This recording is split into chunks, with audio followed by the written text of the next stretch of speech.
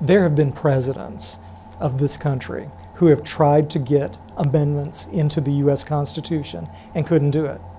Ronald Reagan wanted various amendments. He wanted a balanced budget amendment. He didn't get it. He wanted a school prayer amendment at one point in time. He didn't get it. Tiny little Gregory Watson manages to slip one in quietly. And it was hiding in plain sight the whole time. Anyone who had done any research could have found it and could have pushed it to ratification.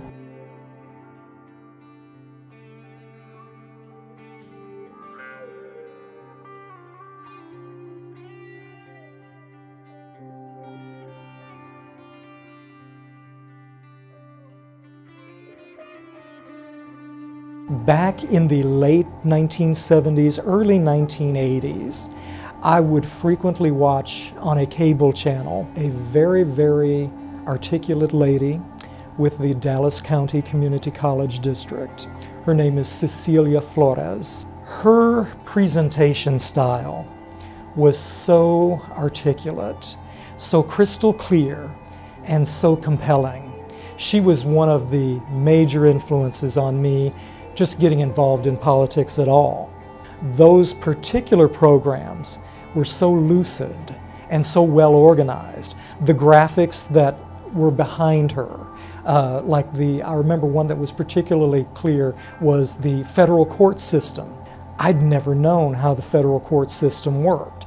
And just that one graphic, coupled with her narration, just made the whole subject so crystal clear. Well, it was back in the spring of 1982. I was enrolled in a class at the University of Texas at Austin. The professor assigned us the task of writing a paper about a governmental process. And so I remember being at the downtown library here in Austin, and I'll never forget it as long as I live.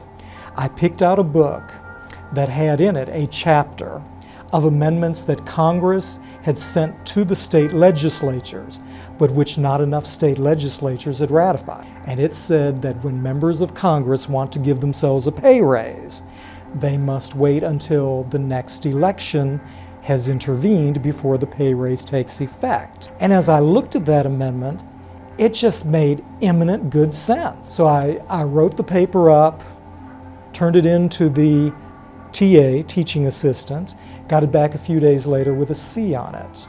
And I decided, I'd really researched that very thoroughly. I appealed that up to the professor, and she didn't change the grade. It stayed a C. And I thought, well, I'll just get the darn thing ratified. And that was when I launched the national movement to get it ratified. When the Constitution itself is being debated in the Constitutional Convention, 1787, there are a lot of debates. Once they put the document out, the framework, there are a lot of people who wanted to make some changes. And Madison and a lot of guys said they wanted to wait and let it ratify and then go back, and then if they need to change it, then they could do that.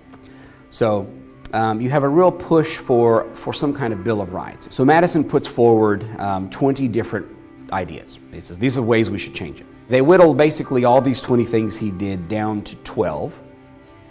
Those all 12 pass Congress, and they go to the states. So the states then begin ratifying, and by 1791, basically about 2 years, 10 of them had ratified. The 10 we know is the Bill of Rights. And then 2 were left off, one of which was basically a formula for how to figure out representation.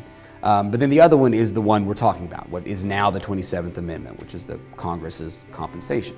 So I wrote to the members of Congress and said, look, I've discovered this 192-year-old amendment. Can you recommend someone to me in the state legislature, back in your home state, who you think might be interested in doing a resolution in the state capitol to ratify this amendment? And there was a gentleman from the state of Maine. His name was William S. Cohen.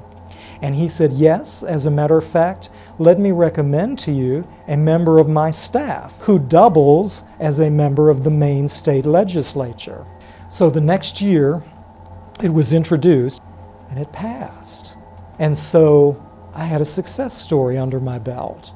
So I thought, well, if I can get Maine to pass it, surely there will be other states. Finally, by 1992, when the Alabama legislature passed it, it had 38 state ratifications, and that was enough to get it into the U.S. Constitution. It's a pretty impressive feat. I mean, to pick up with something that's been dead for so long and run with it.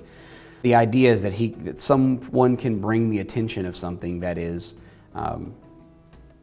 hurting our government, our society, and run with it. It's an impressive thing, you know, especially in an age when there's so much disinterest and there's so much money in politics that so many people feel like it doesn't matter anymore. If citizens would get involved in the political process, they can make a huge difference. The average citizen is more interested in football on television than he or she is interested in typing a letter to a congressman. And so because of that, politicians have gotten this notion in their mind that they can just do whatever they please and get away with it. And to a very great extent, they do. And so I would urge Americans to get involved with elected officials. Share your views with elected officials. Tell that representative or that senator that this is something you're worried about and you want him or her to address it legislatively. And then go watch football.